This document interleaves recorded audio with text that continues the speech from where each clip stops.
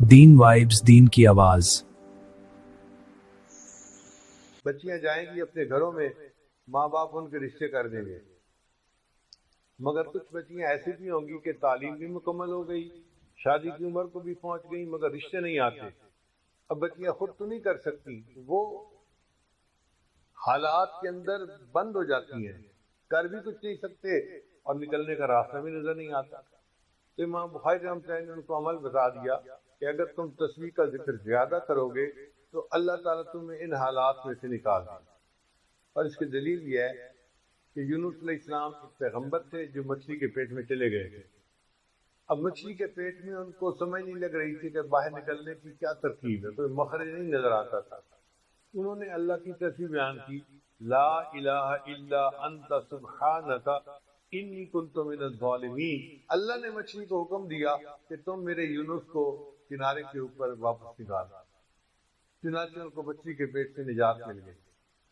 اللہ تعالیٰ قرآن میں فرماتے ہیں فلولا انہ کان من المسبحین، اگر یونس علیہ السلام میری تسبیح بیان کرنے والے نہ ہوتے للبث فی بطنہ الی یوم یبعثون، تو وہ قیامت تک مچھلی کے پیٹ ہی میں رہ جاتے۔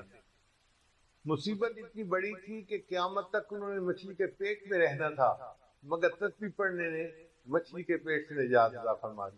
تو کئی مرتبہ لوگ قرض کی مچھلی کے پیٹ میں پھنس جاتے ہیں، نکلنے کا راستہ نظر نہیں آتا۔ تو امام بخاری نے چاہا کہ عزیز طلباء، تمہیں عاملوں کے پاس جانے کی ضرورت نہیں ہے، میں بتا دیتا ہوں اس حدیث تسبیح کو پڑھ لیا کرنا، اللہ تمہیں حالات کی مچھلی کے پیٹ سے نکال دیں گے، اللہ تمہیں قرض کی مچھلی کے پیٹ سے نکال۔ اور یہ تجربہ شدہ بات ہے، آپ کسی مشکل میں پھنسے ہیں، آپ تسبیح کا ذکر کریں، پھر دیکھیں اللہ اس مچھلی کے پیٹ سے کیسے نکال دیتے ہیں۔ ایک اور بھی روایت ہے کہ حضرت عمر رضی اللہ عنہ کے پاس ایک مجرم کو لایا گیا اور انہوں نے جلاد کو کہا کہ اس کے 10 جوتے لگاؤ۔ اب جلاد نے جب پہلا اس کو جوتا لگایا نا تو وہ کہنے لگا سبحان اللہ، یعنی اس زمانے کے مجرم بھی ایسے تھے جو اول فال نہیں بکتے تھے، بلکہ ان کو اگر ضرب پڑتی تھی تو وہ سبحان اللہ کا ذکر کرتے تھے۔ تو جب اس نے سبحان اللہ کہا نا تو عمر رضی اللہ عنہ نے جلاد کو اشارہ کیا، داہو، اس کو چھوڑ دو، ایک ہی کافی ہے۔ ابی بن کعب رضی اللہ عنہ ایک مفتی قسم کے صحابی تھے، وہ پاس بیٹھے ہوئے تھے، فضاحی کا وہ مسکرا پڑے۔ تو عمر رضی اللہ عنہ کو تعجب ہوا، انہوں نے پوچھا میں یدھیکو کا، حضرت آپ مسکرائے کیوں ہیں؟ ان کا والذی نفسی بیدہ، قسم ہے اس ذات کی جس کے قبضے میں میری جان ہے، سبحان اللہ کے ذکر نے اس بندے کی سزا میں کمی کروا دی۔ 10 کا آپ نے حکم دیا تھا، ایک پہ معاف کر دیا، اس کا مطلب یہ کہ سبحان اللہ کے ذکر نے عذاب کو کم کر دیا۔ تو یہ سبحان اللہ کا ذکر ہمارے زندگی کی مشکلات کو کم کر سکتا ہے، عذاب کو کم کر سکتا ہے اور ہمیں ان پریشانیوں سے نجات دے سکتا ہے۔ اس لیے امام بخاری نے یہ حدیث آخر میں بیان فرمائی۔ تو ہمارے استاد نے اس جواب کو بہت پسند فرمایا۔ اللہ تعالی ہمیں اللہ اپنا ذکر کثرت کے ساتھ کرنے کی توفیق عطا فرمائے، اور مفتی صاحب کے جو مختلف ادارے ہیں اللہ ان کو دن دگنی رات چوگنی ترقی عطا فرمائے، اور ہمیں تقوی و طہارت کے ساتھ اس دین کے کام کو دن رات کرنے کی توفیق عطا فرمائے۔ وآخر دعوانا ان الحمد للہ رب العالمین۔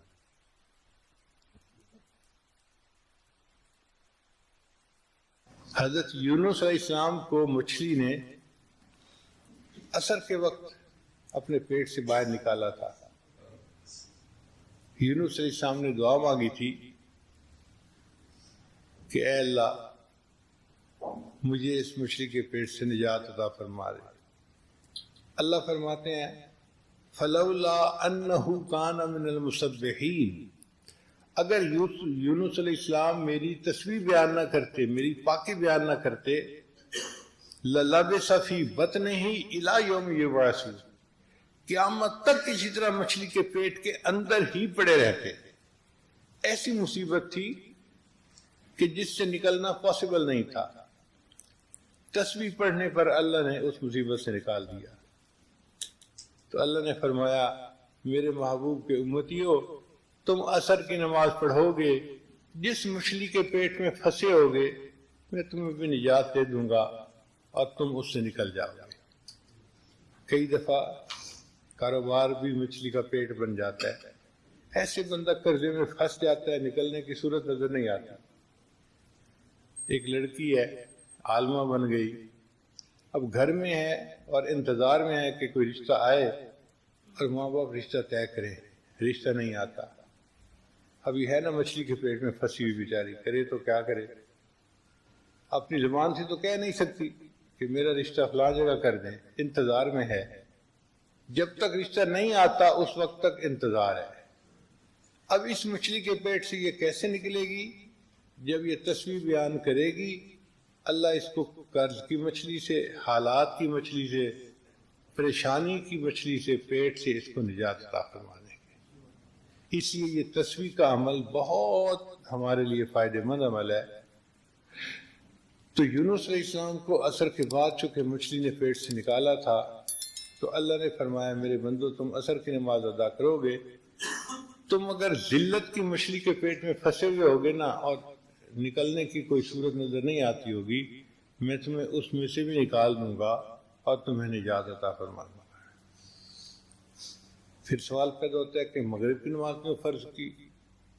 اللہ نے فرمایا میرے بندو تم نے سارے دن میں جو غلطیاں کوتاہیاں کی، بندے ہو نا، ضعیف البنیان ہو، انسان ہو، تو اگر مغرب وقت تم نماز پڑھ لو گے تو میں تمہارے سارے دن کے کیے ہوئے گناہوں کو معاف فرما دوں گا، میں تمہاری فائل کلوز کر دوں گا، سب کچھ مٹا کے، ڈیلیٹ کر کے۔